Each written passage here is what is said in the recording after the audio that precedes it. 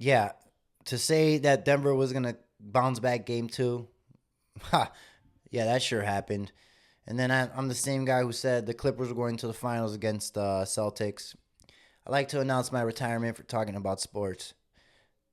All jokes aside, though, the number one team in defense this year in the regular season was the Timberwolves. The number one team in all defense in the playoffs this year, the Timberwolves.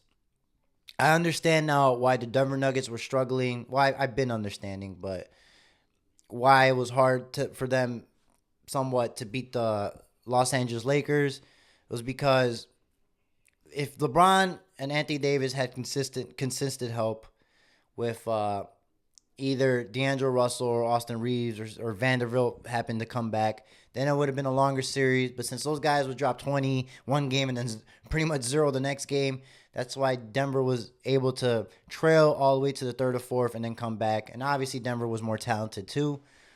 Not so much with the Timberwolves because the Timberwolves are a complete team. Like I said, one of the best defensive team this year in NBA, and it's all about personnel matchup.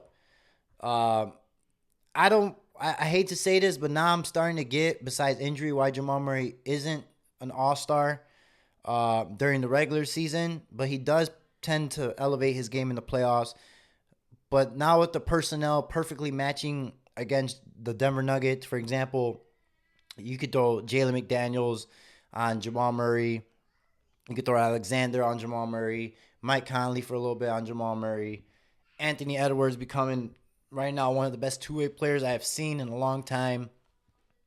You could throw him on Jamal Murray. You could throw Kyle Anderson for 2 minutes on Jamal Murray. You get the point. They have the defense personnel to throw at Jamal Murray. They have, and it's crazy because Rudy Gobert didn't play game two, and by the way, it was 106-80. They could even crack 90 without Rudy Gobert. He's on Joker. Throw K-Town on Joker. Naz Reid, player shot 0 for 11 that game, game two, when he was guarding. So whoever he was guarding, it was 0 for 11, the Denver Nuggets.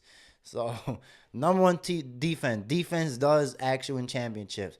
Repeat it again. Star power. Who's the deepest and who's the healthiest? Clearly the Timberwolves are. Now, obviously, yeah, if the Denver Nuggets don't win game three, it's over. No team has won in NBA history from a 3-0. I mean, even if Denver was to win game three but lose four and it's 3-1, I still think it's over in 5 or 6. I had the Minnesota Timberwolves in 7, so I still believe a little chance that Denver could tie the series 2-2 and take 2 in Minnesota. But every game is showing more and more that the bench of the Denver Nuggets is really just not as deep. Now, if you're losing Reggie Jackson, it's getting even less deep. And like I said, the Minnesota Timberwolves are a full, complete team. That, by the way, if I don't know if I said it already, but Tim Conley was the GM for the Denver Nuggets, and then he went to Minnesota for more money, essentially, and pretty much created the anti-Denver Nuggets team because he knew that the Denver Nuggets were going to be this good, and boom, now it's Minnesota. And I know Minnesota fans, you a long time coming since the Kevin Garnett days and the Shabazz or the Muhammad days, the Deng days, the Ricky Rubio.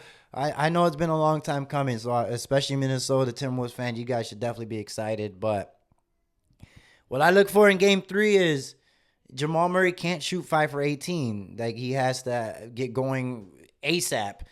And you got to find a way to get Michael Porter Jr. going faster. You got to find a way to get Aaron Gordon on mismatches because, like I said, personnel, the Timberwolves are perfectly matched against the Denver Nuggets. The Denver Nuggets usually take advantage of mismatches, but there is none really with the Timberwolves. So that's what I'm thinking. You can't rely on Joker. He can't do it all. He can, but he needs some help. But like I said, the Timberwolves are clearly the best team. The winner of this series, I already said it, is going to the finals, most likely winning the finals. And if it's the Timberwolves, they're beating OKC or Dallas. I'm calling it right now. And I got Dallas winning the OKC series, which I'll talk about once they start up today, dating this video. But let me know what you guys think in the comments below. Is it over for Denver? Can Minnesota gonna sweep them, or is it going to 7 and Denver ain't going out like no bitches? Other than that, I'll talk to you guys later. Peace.